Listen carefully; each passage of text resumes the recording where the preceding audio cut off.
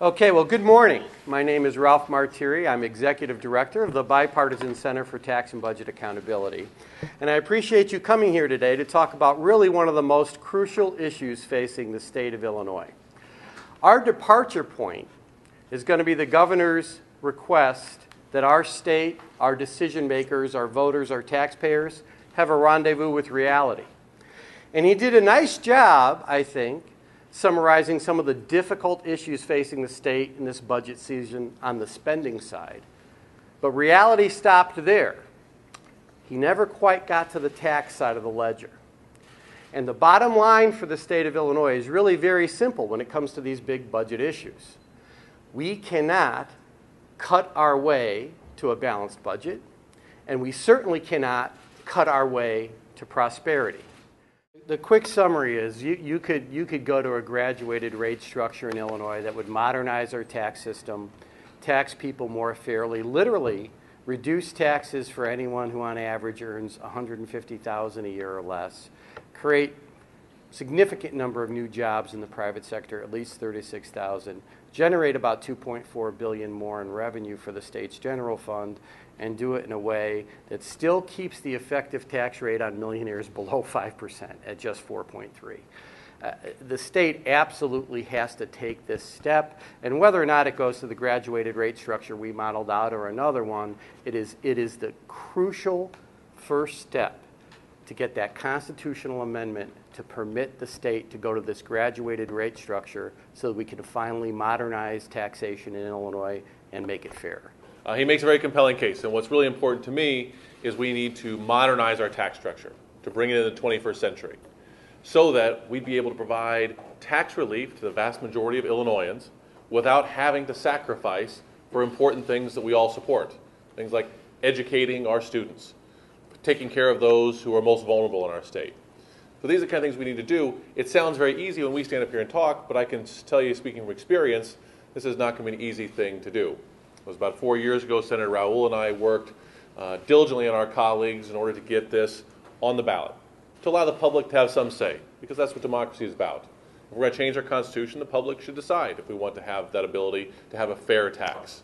Unfortunately, we ran into an awful lot of those myths that Ralph was talking about. There's a lot of misinformation out there, and so my hope is that today we're going to start a longer dialogue to educate folks. Because when we stood up and presented what I thought was just a simple measure to allow public to have say in something like what kind of taxation system they wanted to have, I think I was met by more opposition, answered more questions, tried to debunk more myths and falsehoods than on any bill I've carried in the nearly 6 years I've been serving here in the state Senate. So it's not going to be easy, but I think we have a good group of people here today who are willing to begin working.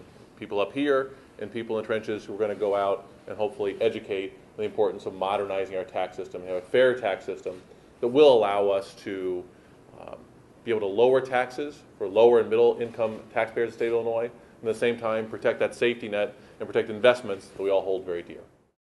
Over the course of the last couple of years, we've been reactionary in our tax policy. We've had corporations threatening to leave the state, and we've reacted in the name of fairness oftentimes. Well, we cannot just talk about tax fairness for corporations.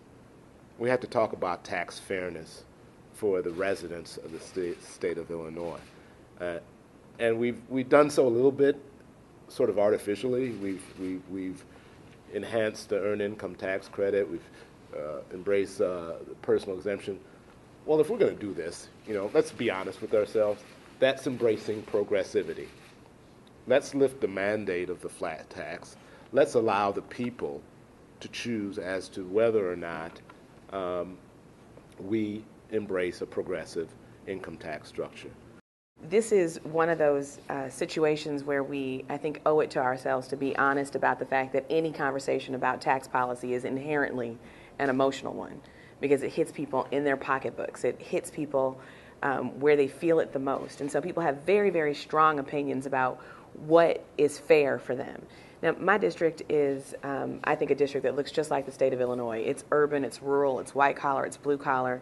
There are pockets of wealth, and then there are pockets of really, really great need. And when you look at it, it looks like a snapshot of what Illinois really is. And so I'm here today because one of the driving factors in how I make any decision about tax policy and how we operate in the state is our state constitution. We took an oath to uphold the federal constitution as well as the state constitution. And in the preamble of our state constitution, that one really long sentence, there is a very important part. And it specifically says that we're to eliminate poverty and inequality and assure legal, social, and economic justice and provide for the opportunity for the fullest development of the individual.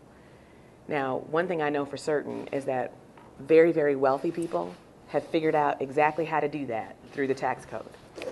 Now it's time for the rest of us.